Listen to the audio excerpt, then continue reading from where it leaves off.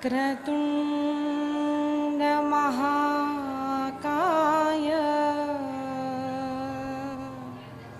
सूर्यकोटि समप्रभ निर्विघ्नं कुरु मे देव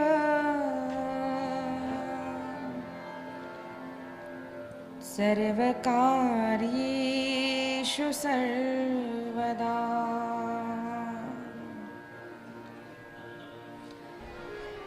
मातृदेवो भव पितृदेवो भव आचार्यदेवो भव अतिथिदेवो भव परस्पर देवो भव। अपने को कितना ही शक्तिशाली समझो, हमसे बुद्धिमान भगवान है। भगवान की सत्ता हमसे कई गुना ज्यादा है, याद रखना है।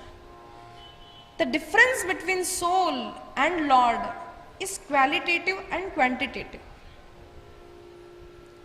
हम क्वांटिटेटिवली कैसे, जैसे छोटे ग्लास भरा समुद्र का पानी और अथाह समुद्र, अगर उसका फॉर्मूला देखा जाए तो एक ही है, ग्लास भर समुद्र का पानी अथाह समुद्र, वैसे एक ही है, लेकिन इसकी कैपेसिटी, इसकी शक्ति और अथाह समुद्र की शक्ति कभी भी तुलना में भी एक समान नहीं हो सकती।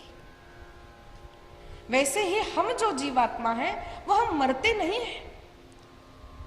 नैनं छन्दन्ति शस्त्राणि नैनं दहति पावकः न चैनं क्लेदयन्त्यापो न शोषयति मारुतः।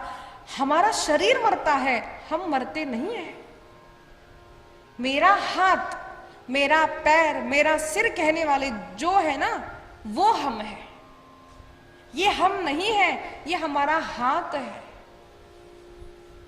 तो अगर ये शरीर हमारा नहीं तो ये घर हमारा कैसे हुआ? ये शरीर हमारा नहीं तो इस शरीर को जन्म देने वाले माता पिता हमारे कैसे हुए? मूल तत्व ये है कि हम आत्मस्वरूप हैं। अपने पुण्य और पाप के कारण हमने शरीर धारण कर लिया है, लेकिन हम मूल आत्मस्वरूप है जो कभी मरता नहीं है। लेकिन अहंकार के कारण वह जीव अनेक पाप करने लगता है। वह हिरण्यकश्यपु अपने आप को अत्यंत बलवान समझने लगा, लेकिन भगवान की प्लानिंग कैसी थी, भगवान की शक्ति कैसे काम करती है देखिए। उसकी पत्नी कयाधु को 3 पुत्र थे, राध, अनुराध, आहाद। और वह कयाधु यह जब तपश्चर्या पर जा रहा था तब गर्भवती थी। जैसे ही यह तपश्चर्या को जाता है, इंद्र ने अनेक देवताओं को लेकर आक्रमण किया इसकी नगरी पर और कयाधु को पकड़ लिया।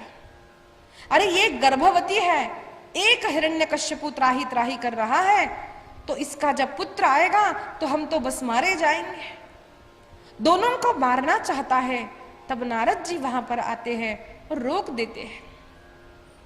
इंद्र, इसके गर्भ में जो बालक है वो अत्यंत भगवान का बड़ा भक्त होने वाला है। जब यह बात सुनी तो इंद्र ने कयाधु को छोड़ दिया। कयाधु अब नारद जी के आश्रम में रहने लगी। नित्य प्रति नारद जी उसको भगवान की कथा सुनाते, कभी राम कथा, कभी कृष्ण कथा, कभी भरत जी की कथा, कभी किसी संत की कथा, कभी किसी ऋषि की कथा सुनाते। कभी कभार सुनते सुनते मां सो भी जाती, तब भी गर्भ का बालक उस कथा को सुनता। कुछ वर्ष पहले ऐसी मान्यता थी कि लोगों को लगता था कि बस अगर मां सुनती है तो ठीक है, बच्चा थोड़ी सुन सकता है।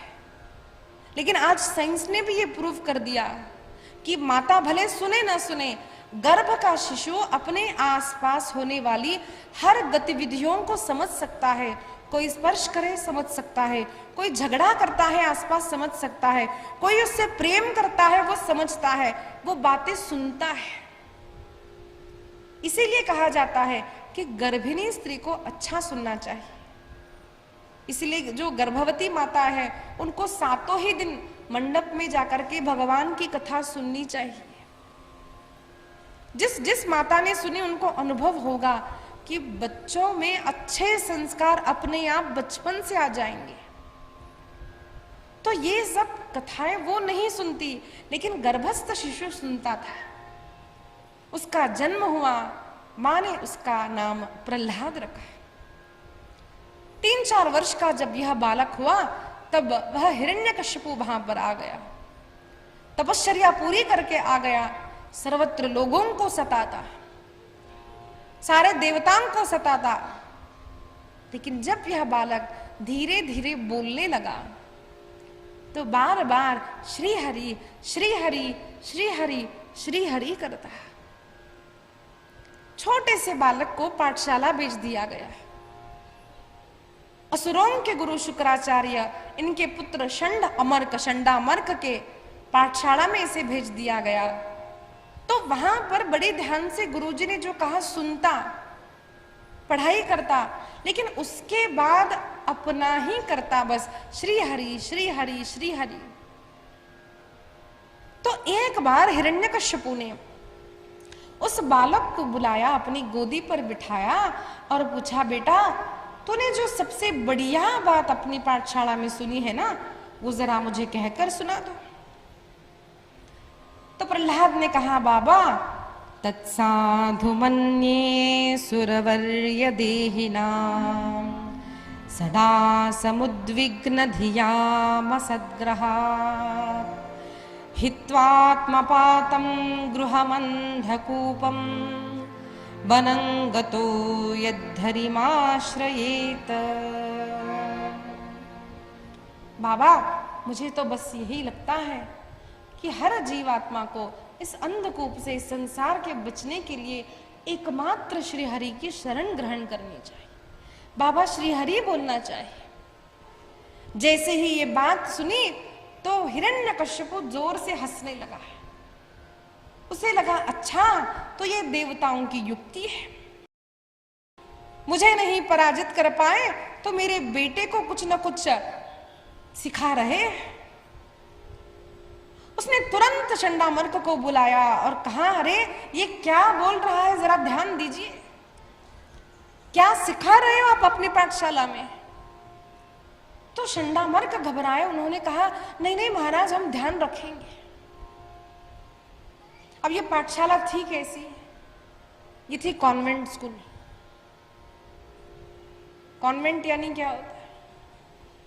हम जब अपने बच्चों को स्कूल में डालते हैं तो कई सारे माता पिता बस यही देखते हैं कि वो कितनी बड़ी स्कूल है, गवर्नमेंट में उसको पहले रैंक मिला है या दूसरा रैंक मिला है, ये हम देखते हैं, फीस भरते हैं, बच्चों को भेज देते हैं, बस पढ़ाई करके पहला मार्क मिला, पहला रैंक, दूसरा रैंक, बस हम खुश हो जाते हैं कि भाई मेरा बेटा तो इंग्लिश अच्छा बात करता है, मेरा बेटा देखो कैसे कपड़े। लेकिन हमारे बच्चों को अपनी स्कूल में क्या सिखाया जाता है, ये अनेक माता पिताओं का ध्यान भी नहीं रहता। और कई सारे लोगों का, बच्चों का अनुभव है कि स्कूल में माता पिता डालते हैं श्रद्धा के साथ, लेकिन वहां पर उनको सनातन धर्म के विरुद्ध बातें सिखाकर उन बच्चों को अपने अपने पंथ में ले जाने का प्रयास किया जाता है। और ये बात बड़ी सूक्ष्मता से, बड़ी युक्ति से की जाती है। एग्जीबिशन ले गए, एकदम से गाड़ी खराब हो गई, बेटा तुम अपने भगवान को याद करो, तो फिर गाड़ी स्टार्ट नहीं हुई। फिर कहा, बेटा तुम देखो, तुम जीसस को याद करो, और जैसे ही जीसस को याद किया, गाड़ी स्टार्ट कर दी गई। और कहा, देखो जीसस तो बड़े कृपालु है, देखो ये भगवान ऐसे कभी नहीं होते, जीसस ऐसे नहीं थे। ये कन्वर्ट करने वाले जो लोग हैं ना, सच्चा जो क्रिश्चियन है वो ये नहीं करता है। कुछ लोगों को अपने धर्म का पालन करने से ज्यादा इंटरेस्ट इसमें होता है कि लोगों को अपने धर्म में लाए। ये किसी भगवान ने नहीं कहा है। अब उनको कन्वर्ट करेंगे बच्चों को बचपन से, धीरे धीरे धीरे उनका मन परिवर्तित हो जाएगा और बड़े होने के बाद जब हमको पता चले तब बहुत देर हो जाती है। ऐसे कितने परिवार हैं जहां पर युवा युवतियों ने अलग धर्म के लोगों से विवाह कर लिया, दूसरा धर्म स्वीकार कर लिया, तिलक लगाना पसंद नहीं करते, अपने भगवान को वे ही नाम रखते हैं। अरे हनुमान जी कैसे, उनकी तो पूछ है भाई, ये भगवान कहाँ हो गए? अरे तुम्हारा भगवान तो वराह है, सुअर है, मत्स्य है, ये तो मच्छी है, ये कैसे ये सब उनको बचपन से धीरे धीरे ऐसा सिखाया जाता है कि बच्चों की बुद्धि ही भ्रष्ट हो जाती है। और हम समझते हैं हमारे बेटे बड़े बड़े स्कूल में जा रहे, बहुत अच्छी पढ़ाई कर रहे हैं। इसके कारण हम हैं। इसको आसुरी विद्या कहा है। संत वर्णन करते हैं बच्चों को बचपन से ही अच्छे संस्कार, अच्छी शिक्षाएं माता पिता को देनी चाहिए। ये सच्ची पाठशालाएं नहीं है।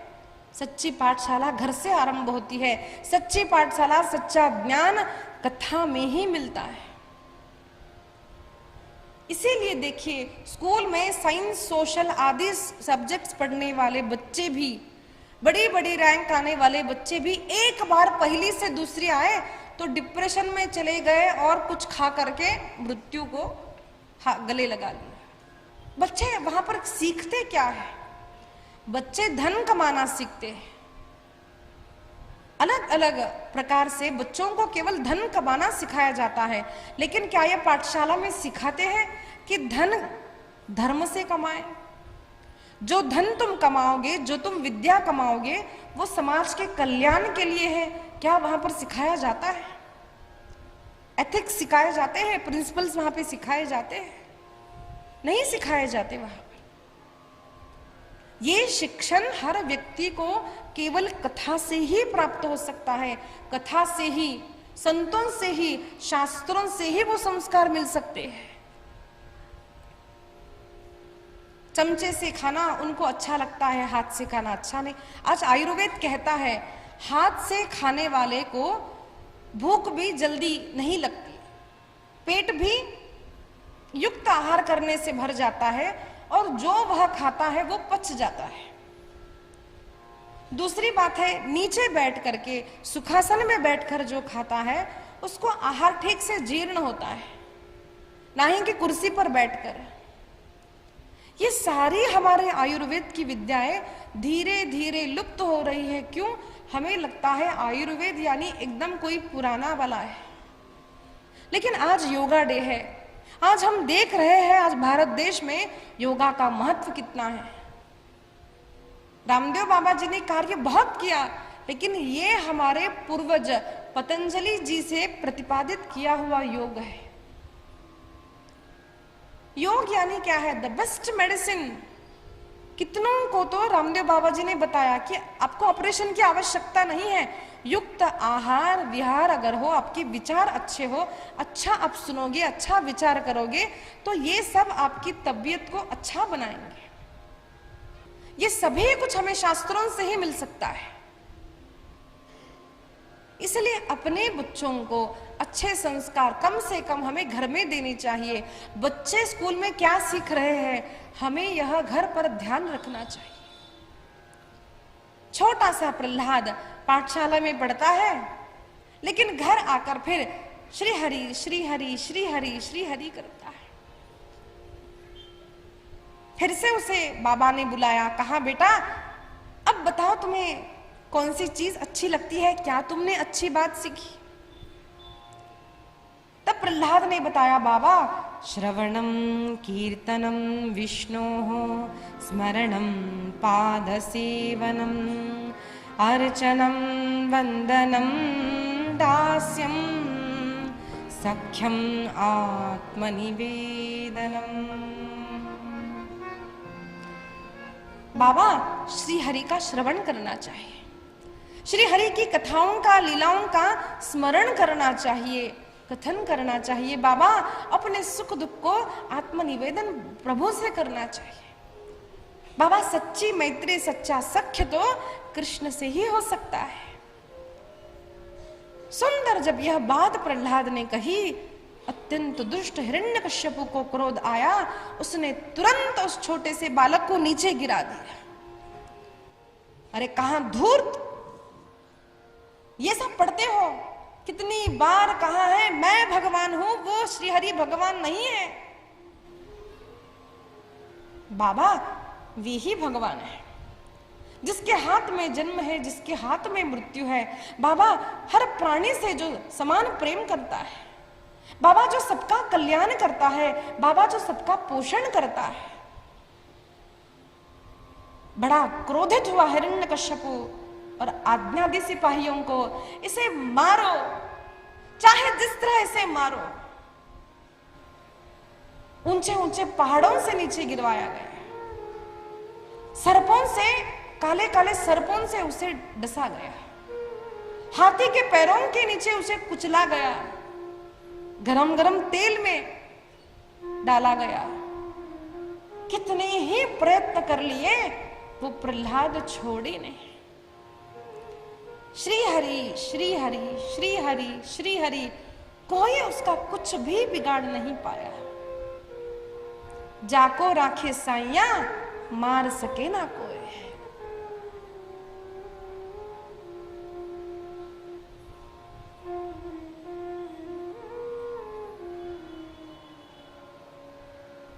छोटा सा प्रहलाद भगवान का स्मरण करता है। एक भक्त निर्भीक होता है। भक्ति है और भय है, ये संभव नहीं है। उस भक्त को जब भगवान की सर्वत्र सत्ता का अनुभव होता है, उसके हृदय में से भय निकल जाता है। एक बार भी प्रहलाद का एक वाक्य नहीं, नाथ मेरा रक्षण करो, नहीं, क्योंकि उसे अनुभव होता है कि नाथ मेरे सामने है, मेरे पीछे भगवान है, मेरे आजू बाजू भगवान है, मेरे अंदर भगवान, मेरे ऊपर भगवान, मेरे बाहर भगवान, सर्वत्र श्री हरि का अनुभव वह करता है।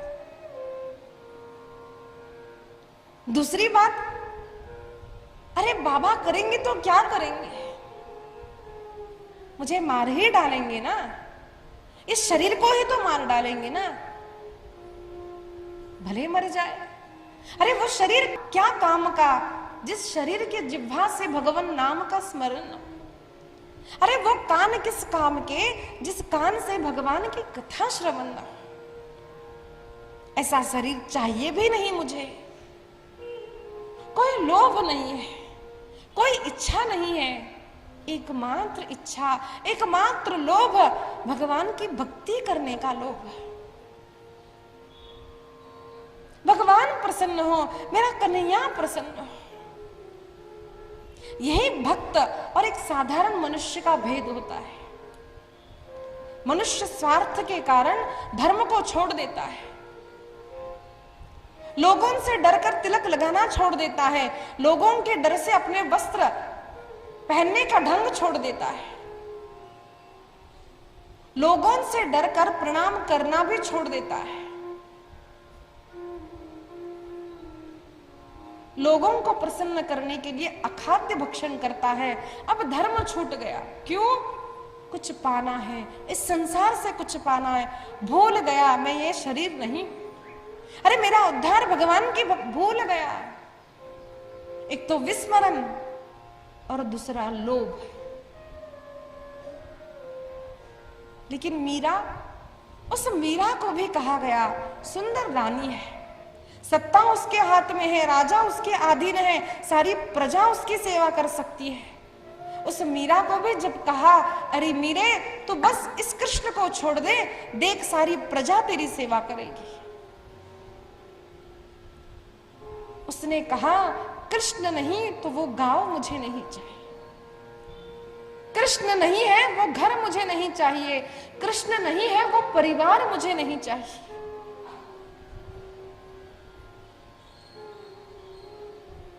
घर में जब ऐसा प्रसंग आता है तो जीव लोभ को चुनता है, एक भक्त भगवान को चुनता है, भक्ति को चुनता है।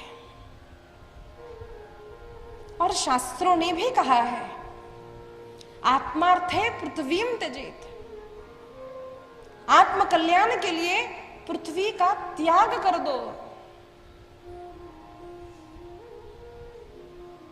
एकस्यार्थे, कुल का अगर उद्धार हो तो एक व्यक्ति का त्याग करना चाहिए। एक व्यक्ति के कारण कुल का उद्धार रुका हो, उस व्यक्ति को त्याग दो। कुलम ग्रामस्यार्थे, एक कुल के कारण एक ग्राम का नाश होता हो, उस कुल को छोड़ दो। ग्रामम जनपदस्यार्थे, एक ग्राम के कारण संपूर्ण प्रजा अगर दुखी हो, उस ग्राम को छोड़ दो। और आत्मार्थे पृथ्वीम त्यजेत, आत्म कल्याण के लिए पृथ्वी को भी छोड़ना हो ना, छोड़ दो। सबसे मुख्य धर्म क्या है? अनेक लोग यह पूछते हैं, बोलते हैं, आज भी पूछते हैं कि अरे ये श्री राम कैसे है, वो कैसा है तुम्हारा भगवान जिसने अपनी गर्भवती पत्नी को छोड़ दिया। चिंतनीय विषय है। राजा राम ने रानी सीता का त्याग किया है, लेकिन पति राम ने पत्नी सीता का त्याग नहीं किया है, याद रखना। अगर सीता का त्याग किया होता तो उन्होंने फिर से विवाह कर लिया होता। अनेक बार गुरुदेव कहते हैं, वशिष्ठ कहते हैं, राम यज्ञ करना हो अकेले नहीं कर सकते, विवाह कर लो। अयोध्या के राजाधिराज है, विवाह नहीं कर सकते थे। नहीं, मैं एक पत्नी व्रता, सीता ही मेरी पत्नी है। पति राम ने पत्नी सीता का त्याग नहीं किया है, राजा राम ने रानी सीता का त्याग। क्यों? यहां पर धर्म, राज धर्म मुख्य है, पति का धर्म मुख्य नहीं है। सीता को अपने से दूर अवश्य रखा है, अपने शरीर से, अपने मन से दूर नहीं रखा। एक संत के पास उस सीता मैया को रखा और अखंड उस सीता से अभिन्न रहे। इसीलिए हर बार यज्ञ होता तो सुवर्ण की सीता बनाई, ऐसा वर्णन है रामायण में। ये क्या प्रतिपादित करता है? मनुष्य के लिए कौन सा धर्म मुख्य है? हर व्यक्ति के लिए देखिए, हम जो है, एक स्त्री है, पुरुष है, उसके अनेक धर्म होते हैं। जैसे एक स्त्री है, वो किसी की बेटी है, पुत्री धर्म, किसी की पत्नी है, पत्नी धर्म है, किसी की माँ है, माता का अपना धर्म है। कोई वही अगर कोई मिनिस्टर है, ऑफिसर है, तो अपने ऑफिस का एक धर्म है, अपने देश के प्रति उसका कर्तव्य है। अगर उसे ऐसे व्यक्ति को पूछा जाए कि तुम किस धर्म को महत्व देती हो, तो उस स्त्री को अपने मातृ धर्म को नहीं, पत्नी के धर्म को नहीं, अपने पति के धर्म को नहीं, उसको महत्व देना चाहिए देश धर्म को। क्यों? हमारे परिवार से, हमारे पति से, हमारे बच्चों से वो देश बड़ा है जिस देश ने हमें आश्रय दिया है। धर्म को समझो, व्हाट इज धर्म? हर व्यक्ति के अनेक धर्म होते हैं और सबसे बड़ा धर्म, देश धर्म से भी बड़ा धर्म आत्म कल्याण का होता है। आत्म कल्याण से बड़ा धर्म मनुष्य के लिए कोई नहीं है। इसीलिए मीरा कहती है, अरे क्या करेंगे, बस राज्य से ही बाहर निकालेंगे ना, लेकिन मेरा कन्हैया रूठ जाए तो मैं कैसे जीऊंगी? मैं तो गोविंद रागुण गास्यारी माई, गोविंद रागुण गास्यारी माई। रानो जी रूठे तुम्हारो काई कर से रे, रानो जी रूठे तुम्हारो काई। मैं तो गोविंद रागुण गास्यारी माई, गोविंद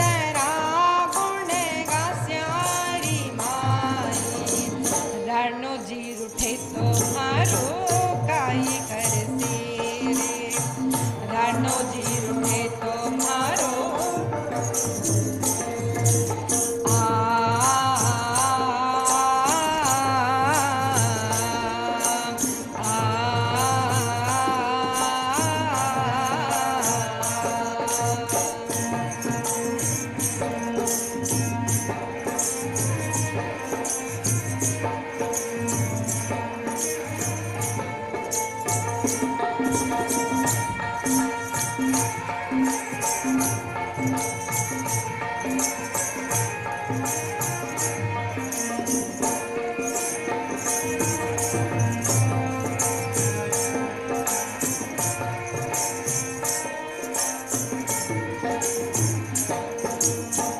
रानो जी रूठे आपनो देश राखसे जी।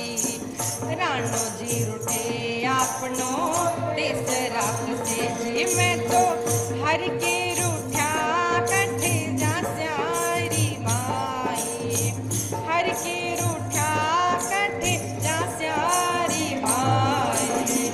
रानो जी रूठे तुम्हारो काई करसे जे। रानो जी रूठे तुम्हारो काई करसे।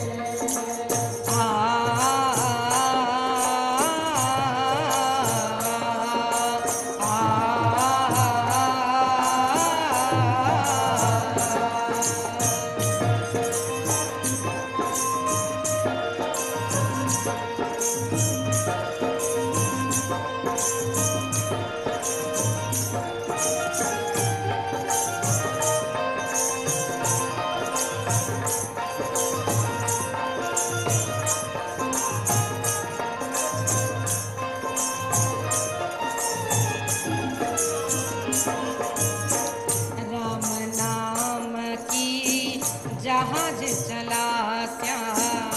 राम नाम की जहाज चला क्या। मैं तो भव सागर तिर जा स्यारी माई। भव सागर तिर जा स्यारी माई। रानो जी रूठे तुम्हारो काई करसे जे। रानो जी रूठे तुम्हारो काई करसे।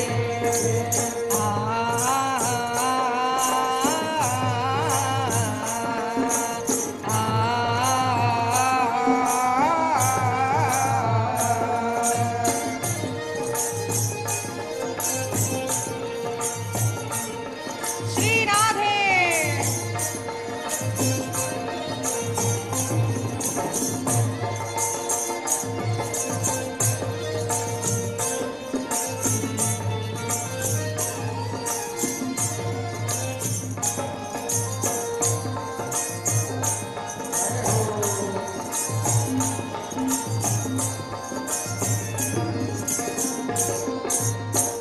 हरि मंदिर में नाच करास्या। हरि मंदिर में नाच करास्या। मैं तो घुघरिया चमका स्यारी माई। घुघरिया चमका स्यारी माई। रानो जी रूठे तुम्हारो काई करसे जे। रानो जी रूठे तुम्हारो काई करसे जे।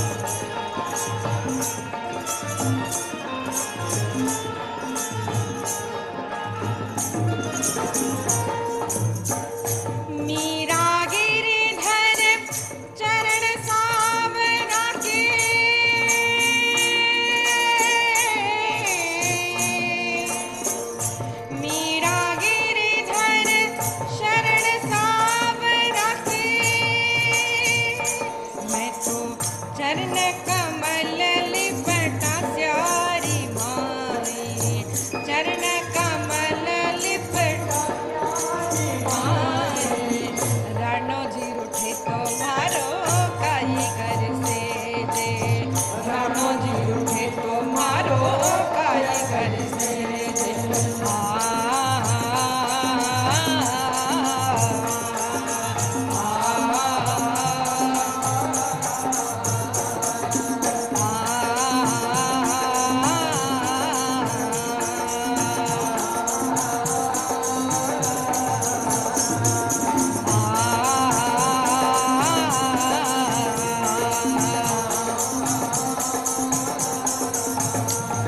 कृष्ण कन्हैया लाल की, श्री वृंदावन बिहारी लाल की।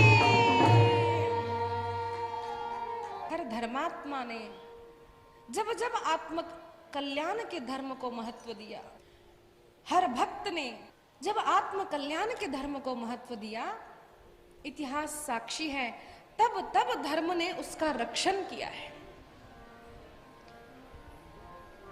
शुकाचार्य वर्णन करते हैं, राजन अत्यंत छोटा सा बालक है, कितनी ही बार उसे मारने का प्रयास किया, लेकिन वह भय नहीं रखता है।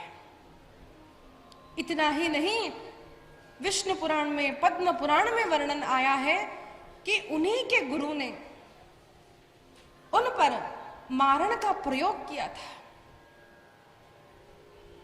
कुछ नहीं हुआ। अरे जिसका रक्षण भगवान करते हैं, उसका बाल भी कोई बाका नहीं कर सकता। अरक्षितम तिष्ठति दैव रक्षितम। जिसने जब भी भगवान ने रक्षण किया, भक्त का कोई भी बाल नहीं बाका कर पाया। बाल भक्त प्रहलाद निर्भीक है, श्री हरि श्री हरि श्री हरि करते हैं। अब हिरण्यकश्यप को समझ नहीं आता, अब मैं करूं तो क्या करूं। हतबल हो गया, कुछ नहीं कर पा रहा था। तब चंडामर्क ने कहा, महाराज जी आप उसे पुनः पाठशाला भेज दीजिए, अपना प्रयत्न हम करेंगे। अब दूसरा कोई मार्ग भी नहीं था, इसी कारण उसे पुनः पाठशाला भेज दिया गया। और एक दिन जब गुरुदेव नहीं थे, सारे बच्चे खेलने के लिए चले गए, तब प्रहलाद ने उन सबको बुलाया और कहा, अरे खेल कूद में अपना समय व्यर्थ न गमाओ। मनुष्य का शरीर खेलने के लिए, सुख भोगने के लिए नहीं है। पता नहीं मृत्यु कब आ जाए, सावधान हो जाओ और श्री हरि उस हरि का स्मरण करो। सारे असुर बालकों ने पूछा, प्रहलाद अरे तुम तो सब हमारे साथ ही रहते हो बचपन से, ये सब सीखा कहां से तुमने? प्रहलाद ने कहा, ये सब मैंने नारद जी से सीखा। अरे नारद जी से कब सीखा? तुम तो हमारे ही साथ पले बड़े हो। तब उसने बात बताई कि कैसे मैंने मां के गर्भ में नारद जी के कथनानुसार अनेक कथाओं को श्रवण किया, उनका चिंतन मैंने मां के गर्भ में ही किया है। अच्छा एक बात बताओ, इतनी बार तुम्हें त्रास दिया जाता है, तुम्हारा रक्षण कौन करता है? अरे वे परमात्मा मेरा रक्षण करते हैं, जो हम सबका रक्षण अपनी मां के गर्भ में करते हैं। सारे बच्चों को एकत्रित किया और सभी को कहा, चलिए हम सब अब भगवान का नाम स्मरण करते हैं। और सभी ने आरंभ किया, श्रीमन नारायण नारायण नारायण,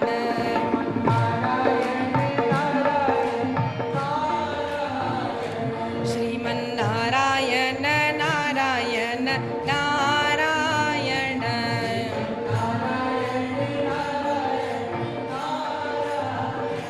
जय जय नारायण नारायण नारायण,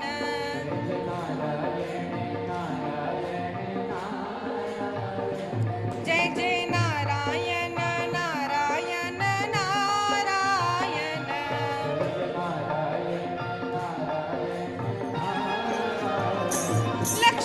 नारायण नारायण नारायण।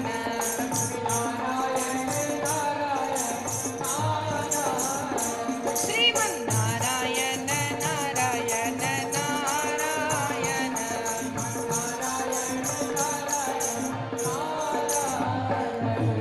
लक्ष्मी नारायण भगवान की।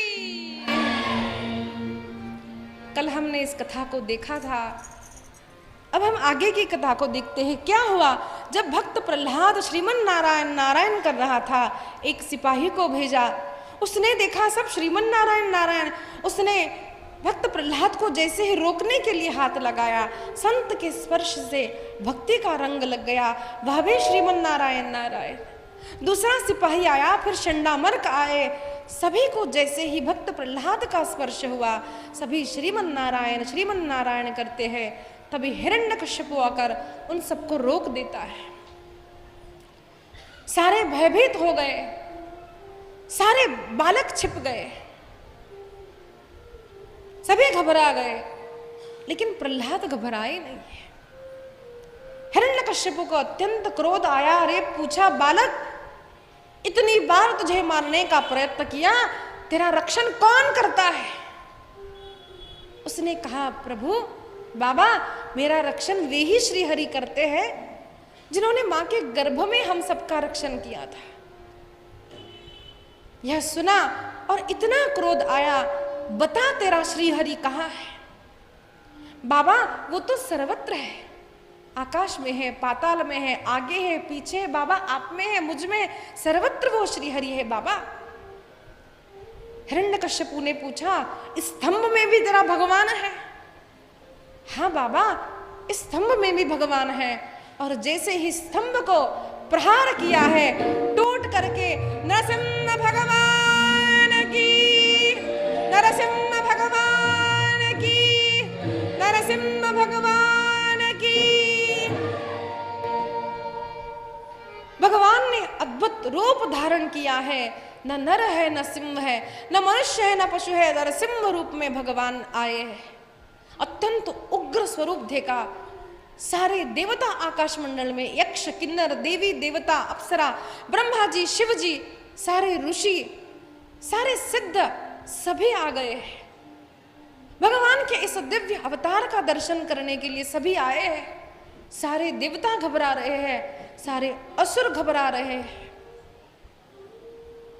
भगवान का और हिरण्यकश्यप में युद्ध होता है। युद्ध हो रहा है। अब देवताओं को धैर्य नहीं रहा। देवताओं ने कहा, भगवान जल्दी मारो। भगवान ने कहा, कालं तावत प्रतीक्षत, जब तक किसी जीव का पुण्य बाकी है तब तक उसे मैं भी नहीं मार सकता। उसने जो पुण्य किया था वो उसका रक्षण कर रहा था। जैसे ही समय आया, न सुबह है न रात है, संध्या का समय, न अंदर न बाहर, दहलीज पर बैठ गए भगवान। न अस्त्र है न शस्त्र है, अपने नाखूनों से 12 महीने नहीं है, पुरुषोत्तम मास है। न नर है न सिंह है, भगवान की ब्रह्मा जी की सृष्टि नहीं है। वो रूप भगवान ने धारण करके उस हिरण्यकश्यप को अपनी गोद में ले लिया, उसका छाती विदीर्ण करके उसका अंत कर दिया है। नरसिंह भगवान की, भक्तराज प्रहलाद की।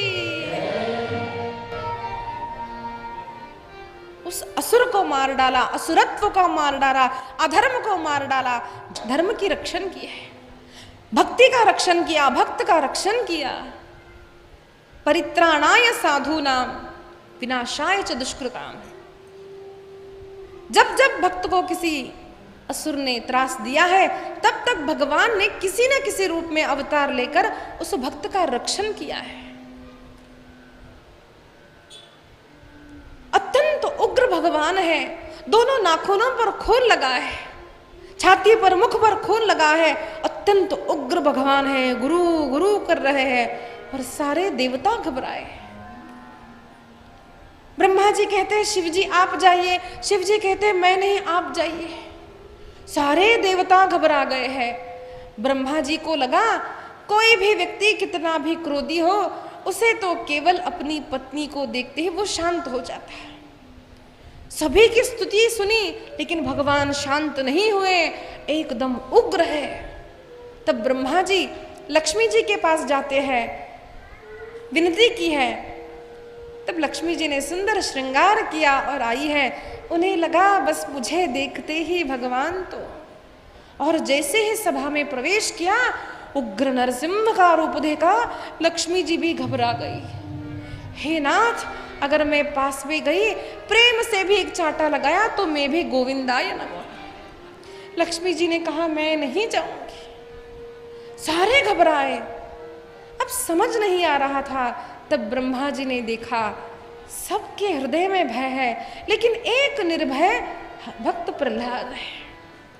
छोटा सा बालक भगवान के समीप खड़ा है, भगवान को देखता है। नाथ, आप मेरे लिए आए, नाथ आप मेरे लिए आए। हृदय भर आया है।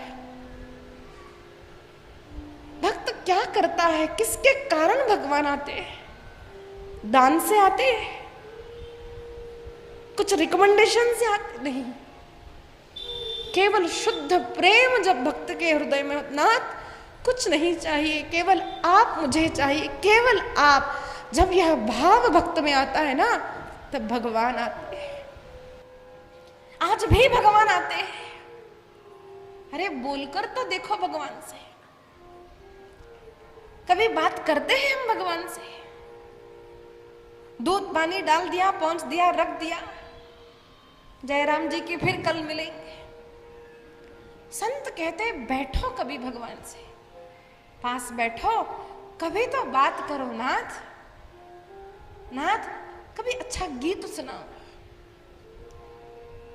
अरे हम लोगों के लिए श्रृंगार करके बाहर जाते हैं।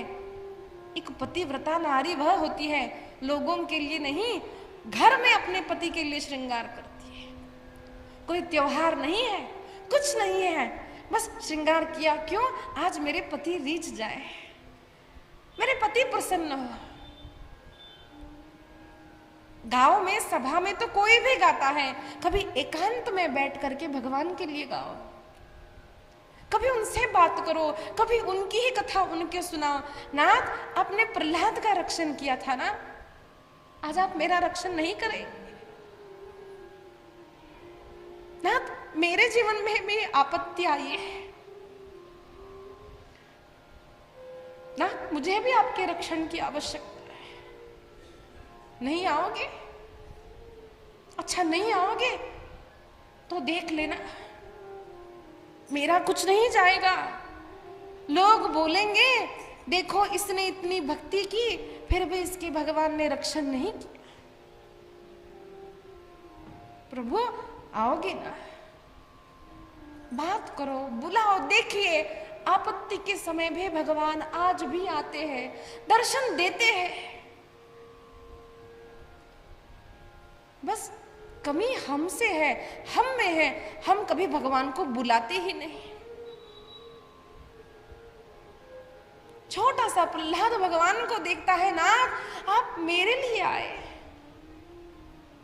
और भगवान के चरणों पर गिर पड़ा। ब्रह्मा जी ने कहा प्रहलाद तुम ही शांत करो, जाओ। चरणों पर गिर पड़ा प्रहलाद, और उग्र भगवान एकदम शांत हो गए। प्रहलाद, प्रहलाद, और उस छोटे से शिशु को अपनी गोदी में उठाया और उसे चाटने लगे। पशु का मुख था, सिंह का मुख था, चाटने लगे। प्रहलाद मुझे क्षमा कर देना प्रहलाद। एकदम मृदु हो गए। भगवान कहने लगे प्रहलाद क्षमा करना, मैंने आने में बहुत देरी कर दी नहीं? प्रहलाद ने कहा नहीं प्रभु, आपके ही तो रक्षण के कारण सदैव मेरा रक्षण हुआ है। क्या जब मुझे कुचला गया तब आपने नहीं रोका था? जब मुझे पहाड़ों से नीचे डाला गया तब क्या आपने ही नहीं पकड़ा था? दिखते भले ना हो, लेकिन भक्त को सदैव अनुभूति होती है जिस रूप में भी रक्षण हो रहा है मेरा, वो केवल भगवान की ही सत्ता है।